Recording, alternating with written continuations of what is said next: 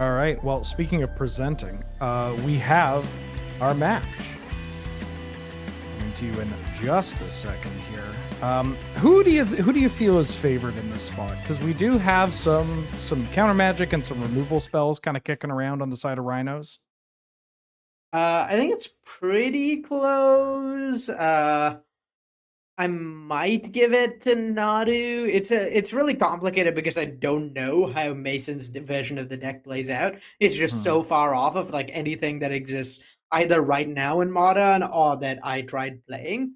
My guess is on second thought, maybe a little bit in Rhino's favor, just because this deck has a lot of Mason's deck has a lot of cards that don't really do anything on their own. Like we see that on the top turn hand, and that's just Hmm. a dead card a lot of the time. And so if your important threats like Nadu get kind of one for one by Rhinos, then it can be pretty problematic. You can be left with just a bunch of duds in hand instead of like more and more ways to present threats.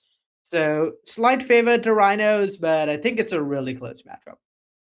Okay, and both players looking at their hands here. Arnie has a pretty respectable Rhinos on turn 3 with Force and Negation back up there. Has the awkward Rhinos in hand, but that just comes with playing the deck.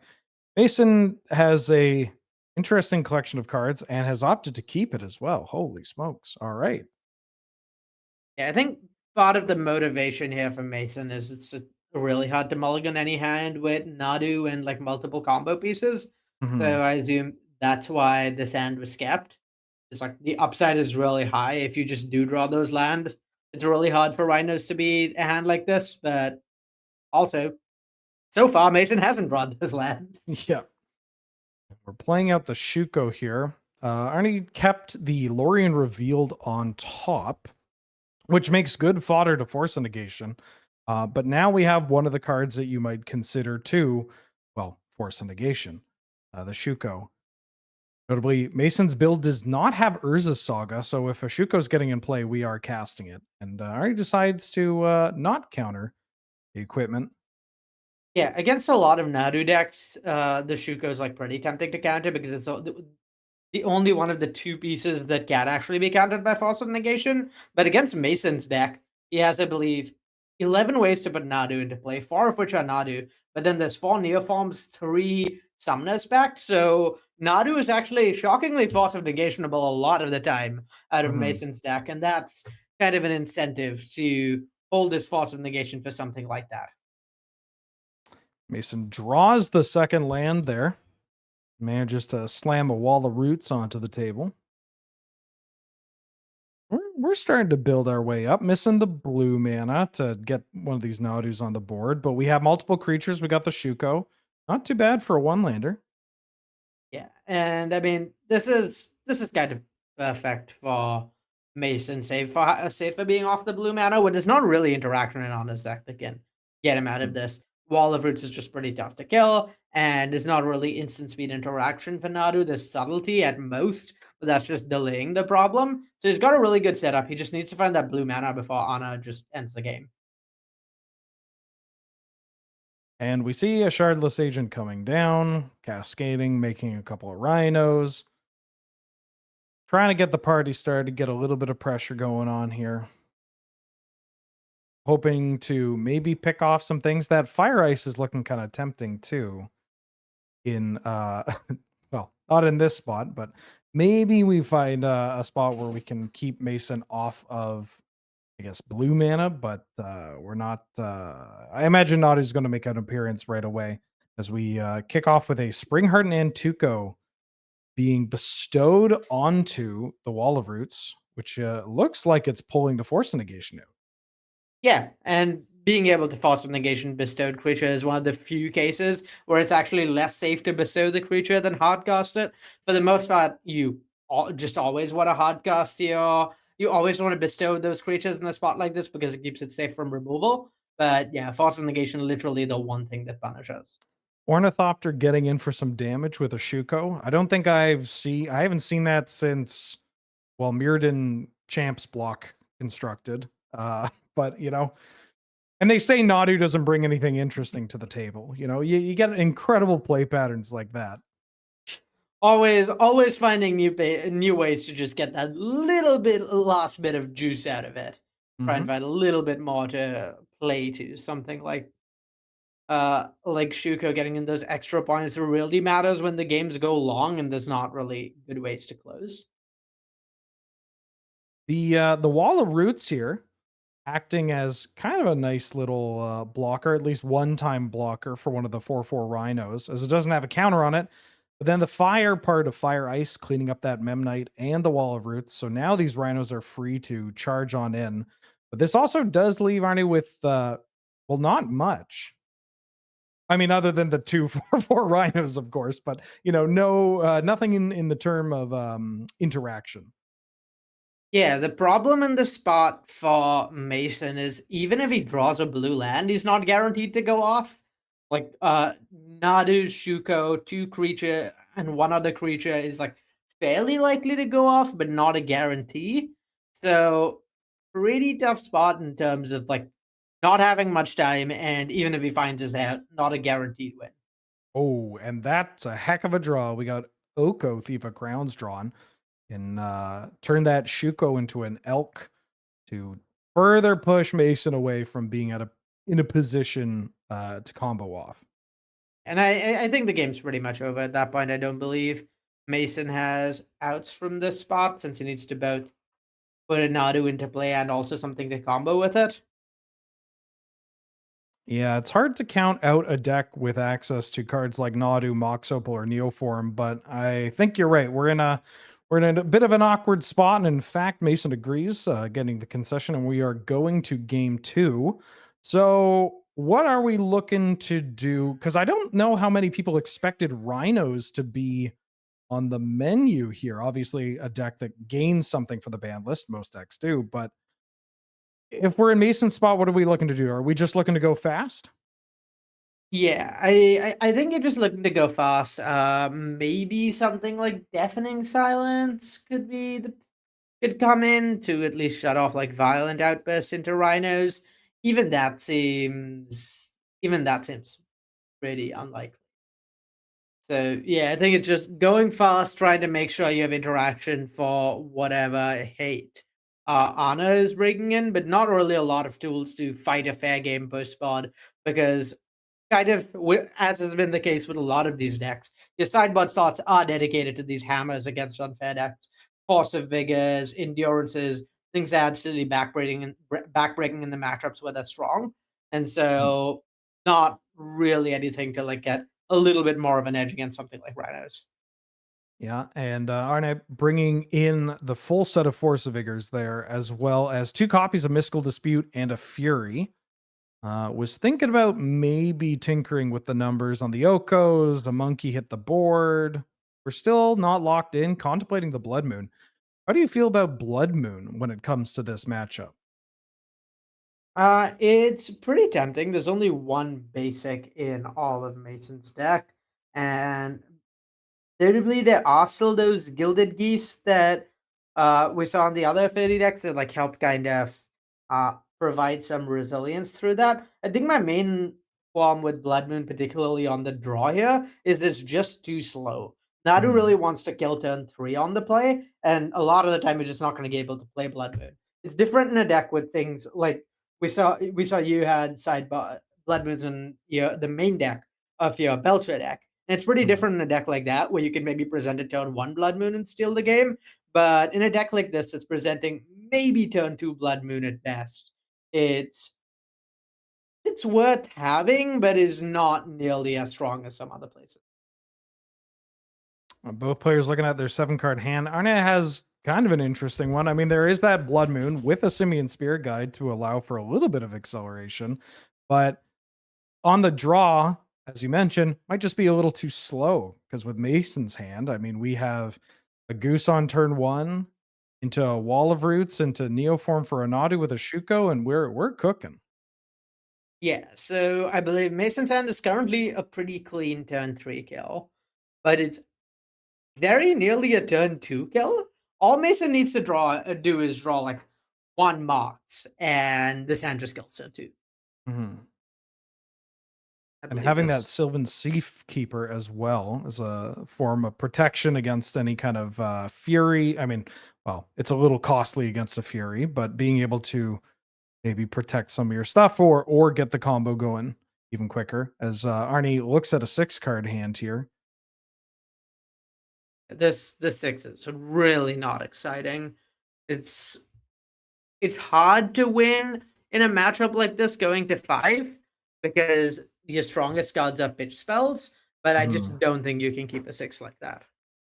And Arnie agrees, going down to a 5 card hand, and looks like we're keeping it. Yeah, and this is, I think, uh, something that's kind of defining in this matchup post bod for Ana is he's going to be mulliganing really aggressively just because of the delta between literally any of his other cards and Force of Vigor. He didn't end up finding Force of Vigor, but that card is so much stronger than anything else he's doing and has the potential to just completely swing the matchup by uh, delaying Mason's first couple of turns of development that he's pretty incentivized to mulligan aggressively to try and find it. Jason starting things off with a goose. That mystical dispute, pretty good against Neoform, as Arnie draws a 3rd land here. Yeah, I think that's kind of the one way Anna gets into this is disputing that Neoform setting Mason back a bunch on resources. Kind of wonder whether Mason even takes it a little bit slow here and doesn't play out that Neoform just to make sure that, next turn he can play it and be able to pay for dispute. And this way he can Mhm. just kind of develop his board. Right. You know, your opponent has mulliganed a bit here, and it looks like, well, I guess the goose could still crack the food there. We are looking to go ham, as they say, or in this case, goose. And we're tapping mana. Well, we're not tapping mana. We're adding mana, and yeah, it looks like we're just taking it a little slow, developing some more redundancy and some protection here. Not really in a rush when our opponent mulligans to 5. Yeah, and next turn that's a Neoform for Nadu through Mystical Dispute. Kind of interested whether after this we might see Mason we might see Anna do something like Mystical Dispute and Neoform next turn anyway, just to deny Mason mana. That will Mhm. at least mean Mason is unlikely to be able to kill next turn. Just giving yourself some time. Mills a force of vigor there. Of course, not having anything to pitch to the force of vigor. Drawing a redundant copy of Lorien Revealed here. Yeah, if Mason can kind of sniff out that Mystical Dispute, play around it, then it's hard to imagine him losing from the spot because just getting Nadu into play in the first place is kind of huge. It's just going to mean that Anna's not really going to be able to 1-for-1 Mason that much. And with Sylvan Safekeeper, there's at least some way to start going off. Mhm. But Mm. I was a bit Mason, worried there about Mason maybe not playing out the land before Neoform. that is exactly what I was about to say. Is that looking to cast the Neoform? Oh Oh, no! that's brutal. Ooh, you hate to see it. But this is one of those play patterns where after this, Mason is always going to play the land before going off here. I guess maybe there's some thought to wanting to get a Spring Heart in to go and play Yeah, it sometime before the landfall. there's definitely a reason to play out the land there, to not play out the land there, to be clear. This wasn't Mm. like a objectively incorrect decision or anything. It's just kind Mhm. of a trade-off for Mason where it's a little easier to go off when you have a land drop left in hand. You can maybe like play a fetch and get a Dryad Arbor to have another creature. You can get some extra Spring Heart and Antuka triggers. So a little closer to a deterministic go off for Mason if he still has a land in hand. Mhm. But yeah, at the end of the day, uh, kind of something you need to be conscious of in a spot like this is things like Mystical Dispute, and it's hard to say whether or not Mason's play was correct because I think it's really close, and there's definitely pros and cons on both sides. I mean, we knew that Anna had the mystical dispute, right? For But sure. Mason really had no clue at all. Anna hasn't particularly played in a way that indicates he has mystical dispute. Anna's just played in a way that indicates he multi 5. Yes. Yeah, and sometimes when you mulligan, it gets easier to at least obscure kind of what your hand is based around because you may have just kept a collection of cards that can cast your spells here. As an Ornithopter for the draw and the Gilded Goose coming in. Mason, I think, still pretty solidly favored in this spot. He just needs to find a Nadu, and the game's over. Don't By the fact of him not playing out his land makes me suspect he doesn't have a surveil land in his deck, which is unfortunate. An extra look towards Nadu would have really gone a long way. Hmm. Yeah, no surveil lands in Mason's deck here. We are going to ice the breeding pool, just looking to find ourselves a new card, maybe a shardless agent of sorts. But we'll settle for a subtlety. There's subtlety's a start for sure. We're likely gonna see that Simeon Spirit Guide pitched next turn, so that Lorien Reveal can get cast. And subtlety at least means there's some protection from Nadu if that happens. Plays out the Misty Rainforest, and let's see if we're drawing some cards or if we're just going to hold up the Elemental Incarnation here. Yeah, now that Anna knows that there's a land for next turn, there's definitely some temptation to not play not cast the Lorien Revealed. Just kind of hold up the subtlety to hard cast and get some pressure going.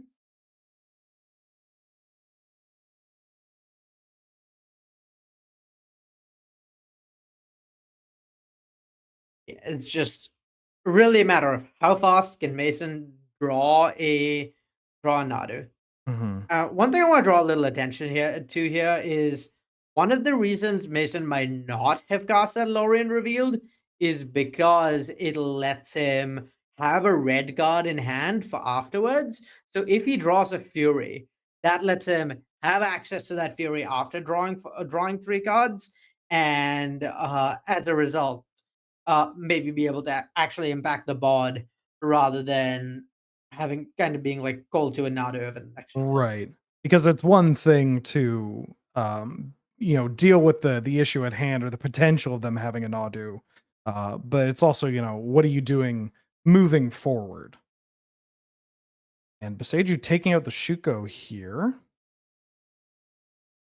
Yeah, it's definitely a start. It is possible for the Nadu deck to go off without a Shuko in play with Sylvan Safekeeper and enough lands. And there's a lot of lands in hand for in play for Mason. So Mhm. definitely not a safe spot for Anna if a Nadu were to come down. We're popping off this Lorien reveal, just a classic 5 mana draw 3. We're making food and we're gaining life. Getting some F6 equity on Mason's side there. Ooh. Didn't draw a land or a cascade spell. We do have Force of Vigor green card. We also have Subtlety blue card. Mason has lands. Everybody's got something. Yeah, Force of Vigor gonna make it really tough for Mason to actually go off in the spot, I think. Being able to snipe a Springheart. Oh, I suppose it doesn't even snipe a Springheart in Antuga. That Sylvan Safekeeper kind of putting in work, protecting a lot of things from Force of Vigor. Mhm. I think were it not in play, there might have even been some consideration to try and just get like Force of Vigor, the Tree of Tails, and on the top to just get material off Mason's board. But yeah, it's not even possible with the Safekeeper around, where the tree can get sacrificed to protect the Ornithopter. Now, if we're at this point, oh, okay. Well, Arnie beating me to the punch. I was about to ask, is there any consideration to just suspending the crashing footfalls and expecting that this game is going to go on for an extra 4 turns here? I think so. There's earlier points in the game where it might not have been worth it because what Anna really wants to do is like make sure he could have like enough interaction every turn for Nadu, and if a Nadu is drawn kind of in the next 3 turns, there's only one piece of interaction for it in the subtlety, so it's just not going to come down to 5 turns when Mhm. the footfalls matters. But given that there's this,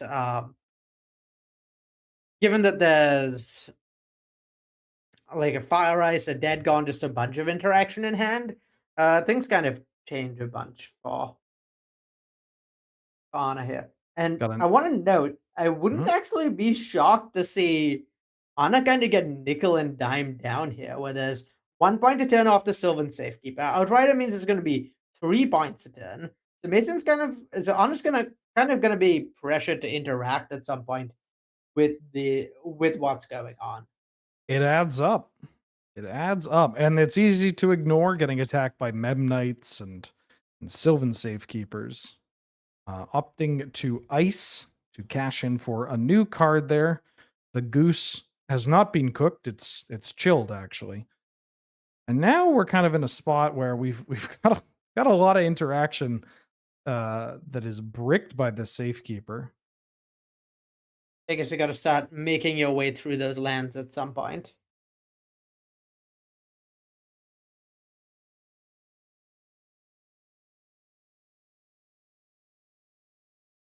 Yeah, there's no blue card in Anna's hand anymore. So Nadu's actually just a live draw to end the game on the spot again. Unless Anna kind of keeps up this subtlety. Mhm. Oko, of course, changes that. Now we're kind of in this dance of do we keep up the subtlety for the Nadu? Do we play out the Oko to try and brick something? I mean, it's a little tough to do that with the Sylvan Safekeeper around, but again, like you said, we're getting chipped away. That's his Oracle. Not exactly a Nadu. But you know what? It adds to the pressure.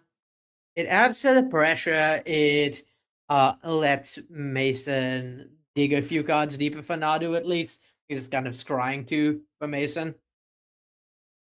Yeah, it's worth noting that something Mason kind of has to play around out here is violent outbursts. That's the reason we didn't see him attack last turn with the Safekeeper, and we might see him not attack again this turn, just to kind of play it safe and preserve material, Mhm. recognizing that 11 is still a good chunk of points, and and Mason thinks, uh, oh, that's brutal. Oh, you hate to see it. I think that was an F6 from Mason, and uh, dead and gone on that Sylvan Safekeeper. That is not what you're looking to have happen there if you're on Mason's side there. Just the the temptation of being able to just skip through your turn at such instant speed is real tempting. And now we have Arne drawing the sharded agent or shardless agent, excuse me, the quite frankly the opposite of being sharded in this case, which means rhinos are coming down, or we could go with the Oko. Either one. We do have rhinos on delay here. Yeah, I like Oko turning Outriders Encore into an elk, maybe. Uh, Mhm, yeah, what Anna can do is he can really shut down Mason's ability of like top decking Nadu to combo. Whereas now there's no Shuko, no safekeeper, no Outriders in play, none really available for Mason to have, and that just mhm, means that uh Anna's kind of safe from a combo kill at this point mhm. and can like play accordingly to sort of develop his threats. And yeah, he doesn't even need to worry that much about having the subtlety up anymore since there's Force of Vigor for Oshuko that comes down. When it comes to the Nadu builds, if I may, while we're in a spot where these little dorks are just kind of chipping away at, I presume the life total, ignoring the Oko because, well, there's it's not gonna die. Have you seen the starting loyalty on this card? Um, we've seen a lot of seemingly dead draws from Mason's deck with the Ornithopters and the Mennmites and whatnot. Was this kind of build for Nadu on your radar when you built your own version of the deck for this event? Not really. I think part of the issue with a build like this is, oh well, the really appealing thing to be about Nadu, about getting to play Nadu in this event is Green Sun Zenith specifically. Like Mhm. Zenith with Dryad Arbor letting you play like functionally 8 mana dogs and also 8 copies of Nadu is what's really strong. Like it kind of gets rid of a lot of the slot restrictions the deck had before, where you have to play like N copies of like various cards to make sure your deck can functionally combo. And that doesn't really give you a lot of room for flex slots or mana acceleration. So Green Sun's kind of solving that problem was what drew me to Nadu. It being able to let you really like I have, I think, more Mox in my deck than Mason does. I have 3 copies of Pro Mox to go with the Mox opals and have like a little bit more flexibility while sideboarding. And like Mhm. that sort of thing really was appealing to me. Well, making a couple of rhinos ahead of schedule was appealing to Arne, opting to go shields down with the subtlety. And, well, there he is. Not exactly on time, but no time like the present. We do have a Nadu Winged Wisdom joining the table here. I believe a total of 0 hull cards that Mason has available that can target that Nadu, unfortunately. So we have these rhinos crashing down next turn for 4 apiece, as well as I believe this is the turn where the suspended copy of rhinos is about to pop off. Let's see if I can count. Oh, thank God I can. Great. That's good news for everybody. So now we Impressive have counting. thank you. It's one of my biggest strengths. Um so now we have got a ton of power on the table here. Mind you, Mason is at 23 life with 3 food tokens currently. Yeah, it's gonna be a little bit before Mason actually dies, but it's hard to imagine him coming back. Mhm. Particularly given this subtlety in hand. I imagine this Nadu that's currently in play is, in fact, an elk in disguise, and we will soon have that revealed to us. It's the darndest thing. I keep thinking that these are other cards, but it turns out they're just 3/3 elks. We have a Stoneforge Mystic as the draw. Well, not draw. Classic Nadu, am I right? We have a Stoneforge Mystic off the Nadu trigger, which the only target that we're going to be finding is more Shukos. Yeah, no Cauldron completes or anything to play a Pharaoh game in this deck. No. And drawing a Summoner's Pact here. Oh, are we casting Summoner's Pact? You're thinking about it, Mason. Yeah, so I have to imagine we see Summoner's Pact, Nadu, uh, Summoner's Pact for Nadu, play Stoneforge, get Shuko, play Nadu, and it looks to Mason like this is, oh, maybe he's actually back in it. But we know Mhm. there's Force of Vigors in head, there's Subtlety in head, there's really no shortage of answers for Arne. Yeah, subtlety on a Nadu after you have cast a Summoner's Pact feels not great. Not great at all. Thinking about playing the Tree of Tales goes with the Tree of Tales. And this is particularly brutal because there's 4 mana tied up for that Summoner's Pact next turn. And if Arne subtleties this Nadu, then Mason can't even play out the Stoneforge Mystic to get Shuko because that'll shuffle Nadu back into the deck. Mhm. Now the Nadu has resolved.